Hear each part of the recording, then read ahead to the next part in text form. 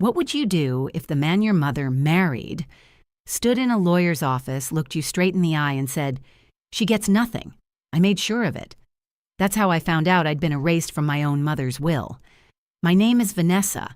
I'm 30 years old, and I never imagined the final battle for my mother's legacy would play out in front of a dozen people, with my stepfather acting like I was some greedy outsider. But here's the twist. As Lawrence sat there, smug and victorious, waiting for the lawyer to hand him everything, the lawyer laughed, and what came next destroyed him. Let me take you back.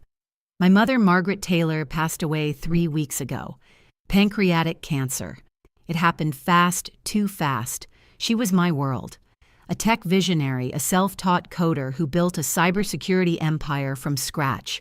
SafeStream was her baby, and so was I. I was still processing the grief when I got the call from her longtime attorney, Harold Bennett. He was holding a formal reading of the will. I wasn't expecting much, I just wanted some closure. Maybe a letter from Mom, maybe one last connection. But when I walked into that oak-paneled conference room, Lawrence was already there, not grieving, not solemn, grinning. He wore a charcoal gray suit designer cufflinks and that same smirk he always flashed when he felt powerful. 2 lawyers flanked him. He leaned back in his chair like he owned the place, like he'd already won. Harold entered with a thick envelope in hand. "Thank you all for coming," he said. There were a few others present, my Aunt Sylvia, some board members from SafeStream, and a couple of my mom's friends. Then, just as Harold began reading the will, Lawrence stood up. "She gets nothing," he announced to the room. "Margaret changed the documents. I made sure of it." He pointed at me like I didn't belong there. "Vanessa is not entitled to anything from the estate." You could hear a pin drop. My chest tightened. My face flushed. I could feel everyone looking at me. And then Harold chuckled. Not a loud laugh. Just a calm, knowing sound. "Mr. Walker," he said, "I'm not sure what documents you think we're reading, but this is Margaret's final binding will and trust, signed and notarized 6 months before she got sick." Lawrence's expression shifted like ice cracking. What he spat. No, I have a new one. 2 months ago. My legal team handled it." Harold raised an eyebrow. "Well, they're not here. And even if they were, your document wouldn't hold up. Because what my mother did, what she planned, was a checkmate move worthy of legend. And that is where everything began to unravel. Before Lawrence ever entered our lives, my mom was already a legend. Her name was Margaret Taylor. To the world, she was a tech CEO. But to me, she was the woman who built an empire from our garage, with a second-hand laptop and a daughter watching from the stairs. She was coding in the early 90s, back when being a woman in tech meant being constantly underestimated, ignored, or patronized. Men used to correct her code in meetings until she'd demolish them with logic and elegance. I was just a kid, but I remember those nights. She'd work 18-hour days, then still find the energy to sit beside me at the kitchen table and say, "Education. Vanessa is something no one can ever take from you. Our Friday ritual, ice cream and old black and white movies. Even when we couldn't afford much, even when the company had no clients, she always made time. She named her company SafeStream because she believed digital safety was a basic human right. And slowly, corporations started listening. By the time I turned 16, everything changed. Mom went from coding behind boxes in a cluttered garage to sitting across from CEOs in boardrooms. SafeStream became a tech powerhouse licensing security protocols to some of the biggest companies in the world. We moved into a gated community. The house had a pool of view of the mountains and the kind of silence that used to intimidate me. But despite the wealth, my mother never changed. She still wore her favorite hoodie from MIT, still had a drawer full of ramen, still called me her co-founder in spirit. Then came him. Lawrence Walker. She met him at a charity gala for women in STEM. He was charming, polished, successful. A financial advisor 8 years older than Mom. Drove a black Mercedes, wore Italian leather shoes, and had a Rolex that caught the light when he gestured. He asked smart questions, laughed at her dry jokes, For the first time in a long time, I saw my mom blush. After years of sacrificing for her company and for me, I thought maybe she deserved this. She deserved someone who could love her with the same energy she gave the world. At first, he was perfect. He brought her books about business psychology, took her to wine tastings in Napa, treated her like a queen. He even reached out to me, sent me articles about women leaders in tech, asked about my college plans, but something felt off. There was a precision to his charm, a calculation behind his compliments.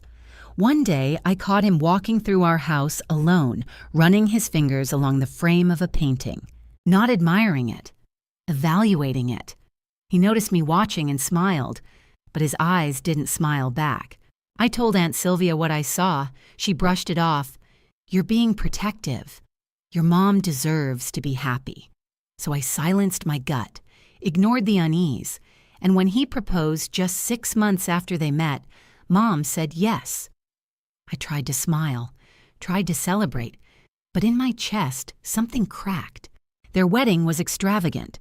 200 guests, a historic estate, a 5-tier cake, and a string quartet. Most of the attendees Lawrence's clients and business friends, people Mom had never met. I stood beside her as maid of honor, but all I could think was, this man doesn't know who she really is, and worse, he doesn't care. After the honeymoon, the mask started to slip. It was subtle at first. Lawrence told Mom she should relax more. "You've built an empire," he said over dinner one night. "Let the team run it. You deserve to enjoy life now." And she listened. Slowly, the woman who once hand-coded encryption at 2 a.m. started skipping board meetings. She left decisions to her VPs. She stopped going into the office entirely some days. Instead of analyzing code, she was choosing furniture for their new home gym, or being dragged to fundraisers she never cared about before. I tried to check in. She always smiled. Said Lawrence was encouraging her to finally breathe, but her voice had lost something. It didn't sparkle the way it used to. Then came the financial changes. Lawrence convinced her to merge their accounts. He took over the investment portfolio. He inserted himself into the core of everything Mom had built. "This is what I do for a living," he said when I raised concerns. "You're overthinking it, Vanessa." But I wasn't, because soon he started rewriting the story. I went off to college that fall, computer science, just like Mom. I called home weekly. At first things seemed fine. Then the red flags stacked up. Mom stopped answering immediately. She always had an excuse. Lawrence and I are at an event, or we're flying to New York tomorrow. When I came home that first summer, the house was unrecognizable. Our cozy, colorful home gone, replaced with sleek, cold furniture, minimalist art, security cameras in every corner, a staff I didn't recognize, a chef, a housekeeper, a gardener. Mom looked both pampered and disconnected. "It's an adjustment," she told me. "Lawrence says I've earned this lifestyle." But it wasn't her. Not really. And Friday nights, our sacred movie and ice cream ritual canceled, replaced by Lawrence's dinner parties. Next time she'd whisper, "I promise." But there was never a next time. He began speaking for her in front of others, correcting her stories, laughing over her words. One time at a family brunch, he said Margaret's memory isn't what it used to be. I locked eyes with Mom, expecting her to push back. She just smiled quietly into her coffee. That silence, it hurt more than anything. By the time I graduated and got a job nearby, I thought I could reconnect. Instead, every attempt I made to see her was filtered through Lawrence. Now's not a good time. She's resting. She's traveling. He became the gatekeeper of her life. And I was a stranger outside the gate. Then one rainy Tuesday afternoon, my phone rang. It was Mom. Her voice cracked as she said the words, "Stage 4. Pancreatic. Maybe 6 months." I dropped everything, drove straight to the house, prayed he wouldn't answer the door. But he did. He blocked me. "She's tired," he said coldly. "You should have called first." "She's my mother," I said, holding back rage. He let me in reluctantly, and there she was, small, fragile, pale against the white pillows of their oversized bed. She smiled when she saw me, but it was weak. distant. Lawrence hovered behind me like a shadow.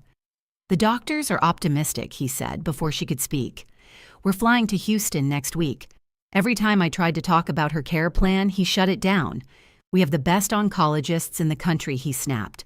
"What we don't need is Google doctors." I tried to fight back, joined support groups, compiled clinical trials, talked to specialists, but Lawrence dismissed every effort, and Mom, too tired to fight, too worn down to push back.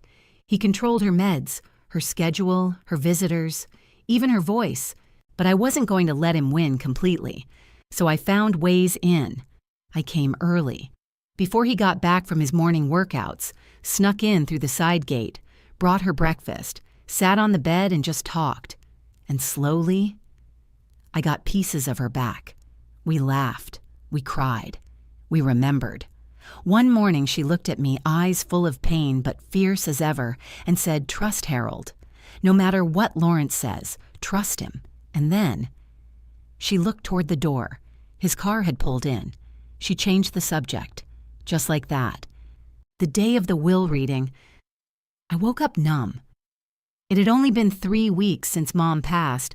I hadn't even processed the loss yet. Didn't get to be with her in her final hours. Lawrence said she went peacefully and that I shouldn't worry about the details. Details he stole the last moments of my mother's life from me. And now he wanted everything else.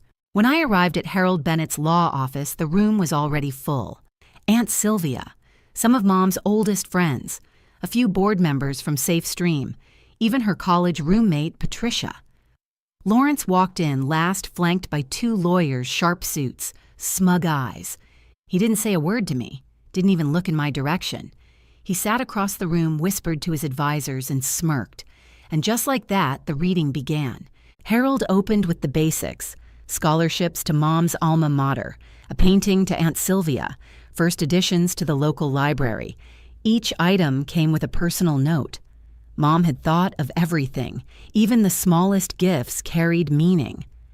Lawrence started shifting in his seat, tapping his pen, checking his watch. Finally, he snapped. "Can we skip the trinkets?" he said loudly. "Let's get to the real stuff. The company, the estate, the house."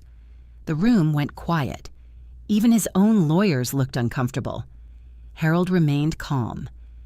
"We're following the order Margaret requested, Mr. Walker." Lawrence rolled his eyes. "Fine. Continue the charity show." But I could feel the shift. Something was coming. Then Harold turned the page. Regarding my controlling interest in Safe Stream Technologies, Lawrence shot up from his seat. "Enough of this," he shouted. "She gets nothing. I made sure of it." He pointed at me. "That girl right there, Margaret, changed everything before she died. I watched her sign it. You could feel the oxygen leave the room." All eyes turned to Harold. He placed the will down, took off his glasses. Then he smiled.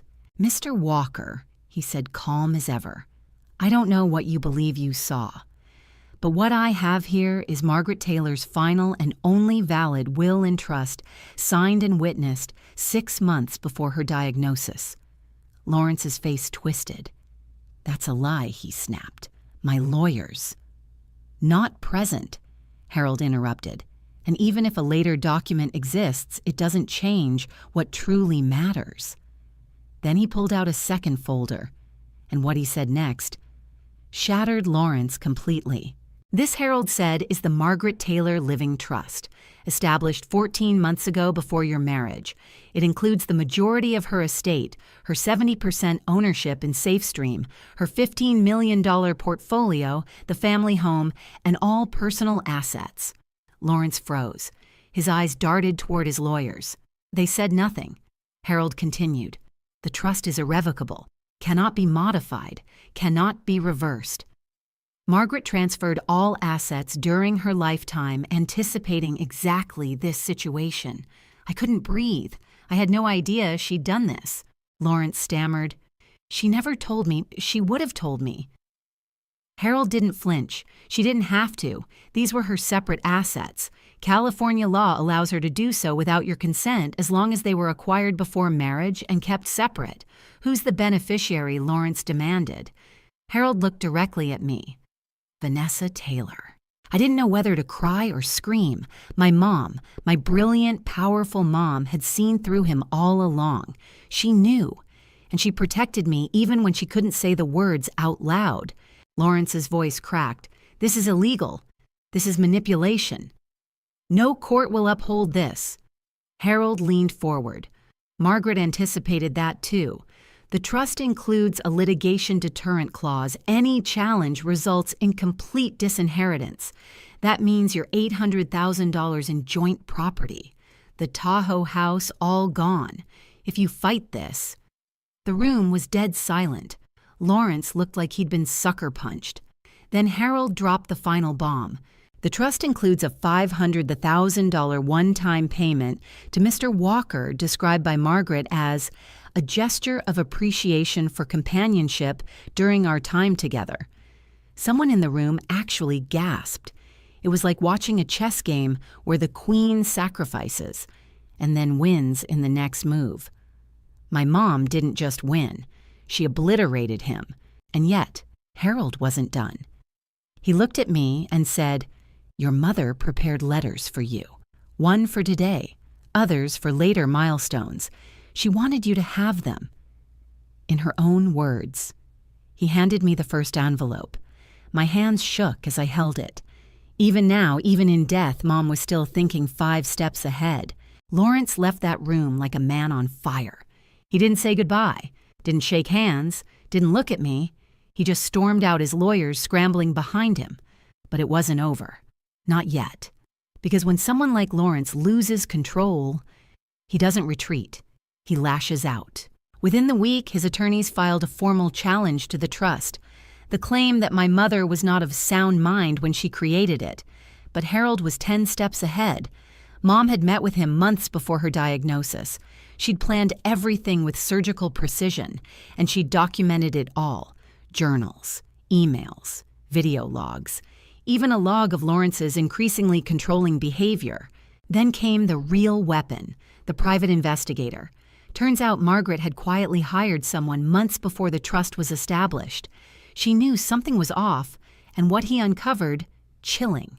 Lawrence had done this before, at least twice. 2 wealthy women, 2 perfect marriages, 2 large settlements followed by silence. Both ex-wives had signed NDAs, but the pattern was undeniable. Same strategy, same timing, same financial playbook. He targeted accomplished women, wormed his way into their lives, then drained them dry. My mother had been preparing to divorce him, the only reason she didn't. Her diagnosis changed everything. She shifted her focus from escape to protection. When Lawrence found out the trust was ironclad, he got desperate. He changed the locks to the house, blocked me from entering, told the staff I was no longer welcome. But I wasn't some scared little girl anymore.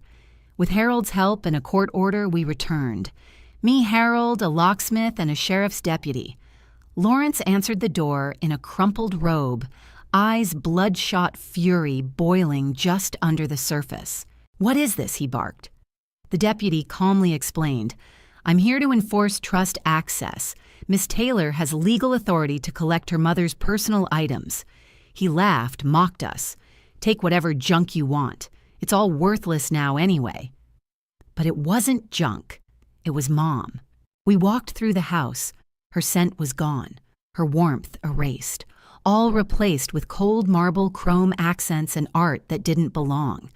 When we reached her closet, I froze. The small safe hidden behind a panel.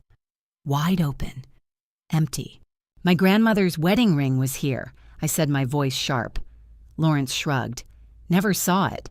But when I glanced toward his nightstand, I knew." I yanked open the drawer, and there it was.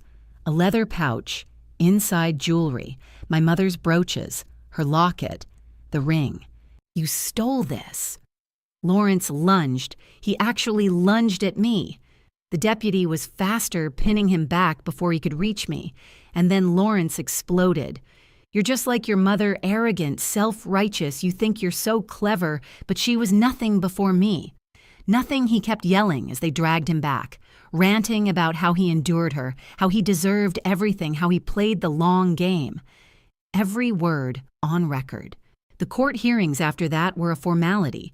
The judge upheld the trust in full, dismissed his challenge, issued a restraining order, and froze his accounts pending an investigation into stolen property. But the most damning blow, a hidden safe in his home office. Inside spreadsheets tracking Mom's net worth before they even got married. Notes about how to isolate her from me. A timeline labeled Control of Safe Stream, Year 5. Mom had been fighting for her life, and Lawrence was plotting his final move. He thought she'd never see through it, but she did. And by the time he realized it, she'd already won. The moment Lawrence was legally removed from our lives, the house felt different, lighter, safer, mine. I walked through every room touching the walls, the doorknobs, the old kitchen counter where Mom and I used to bake cookies that always came out wrong. But it wasn't just about reclaiming space, it was about reclaiming her. I restored every part of the house, repainted the walls in Mom's favorite warm tones, tore out the cold modern furniture Lawrence loved, rehung every photo she'd taken down under his influence. It wasn't just a home again, it was a memorial in motion. With the trust now in my hands, I had more money than I'd ever imagined. But I knew immediately I wasn't going to let it sit in some account.